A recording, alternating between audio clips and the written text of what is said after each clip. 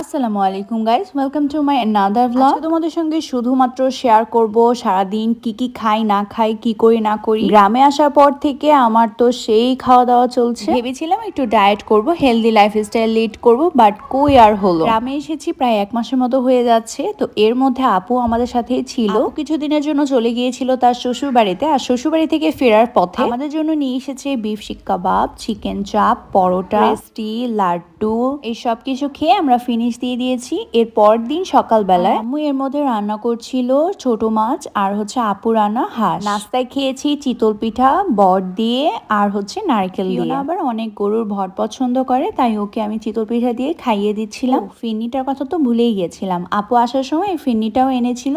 অনেক বেশি মজা ছিল এই ফিন্নিটা। ফিন্নিটা কিন্তু দোকানের ফিন্নি, বাসায় বানানো না। এরপরে আসলে আর কোনো ভিডিও ক্লিপ নেওয়া হয়নি। এটা হলো পরের দিন আবার আপুর একটা কাজে শ্বশুরবাড়ি গিয়েছিল। তো আমি আর আম্মু হচ্ছে একা বাসায় ছিলাম। তো আম্মু এখানে কি মাছের ডিম যেন এটাকে ভর্তা টাইপ করে, ডিম একটা, আমি জানি না এটার নাম কি, আপনারা দেখলে হয়তো চিনতে পারবেন। তো এইভাবে অনেক কিছু মিক্সড করে একসাথে ডিমের মতো ভেজে নিবে আর কি। এটা আমার কাছে বেশি মজা লাগে শিং মাছের ডিম দিয়ে যখন করে, তখন বেশি ভালো লাগে। ওরা আবার বিকালেই চলে এসেছিল। তো ফিওনা আসার সময় ক্লে নিয়ে এসেছে পুরো 1 ডিব্বা। আপু নিয়ে এসেছিল মোগলাই, তারপর পুরি, আর একটা কি জানি কাবাব টাইপ ছিল, তারপর হচ্ছে ঝালমুড়ির মশলা নিয়ে এসেছিল। কারণ হচ্ছে ঝালমুড়ি যদি বানিয়ে নিয়ে এসে তো আস্তে আস্তে পতিয়ে যাবে, এর জন্য ঝালমুড়ি মশলাটাই নিয়ে এসেছে। তারপর আর কি অন্ধকারে বসে বসে খাচ্ছিলাম। গ্রামে কারেন্টের ভীষণ বাজে অবস্থা। 1 ঘন্টা কারেন্ট দিলেই 3 ঘন্টা কারেন্ট থাকে। তারপর খেতে খেতে দেখি হুট করে কারেন্ট চলে এসেছে। তারপর মুড়ি মাখালাম একটু চানাচুর দিয়ে, বেশ মজাই ছিল খেতে। আমার কাছে খুবই ভালো লেগেছে।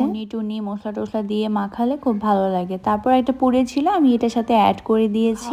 শেষ করে পরের দিন আমি চলে গেলাম ছাদে। ছাদে উঠেই দেখি আপু নিয়ে এসেছিল মাছ, ছোট ছোট মাছ। এই মাছগুলোকে আপু শুটকি বানাবে। সেই চালের গুঁড়ি শুকাতে দিয়েছিল। তারপর আমি ছাদ থেকে নেমে নিচে চলে এসেছি। নিচে এসে দেখি ফিওনা একটা ছেলের সঙ্গে খেলাধুলা করছে। আজকে এ পর্যন্তই বিদায় নিচ্ছি। ব্লগটা যদি ভালো লাগে তাহলে কমেন্ট করো আমাকে। নেক্সট ব্লগের জন্য ওয়েট করো।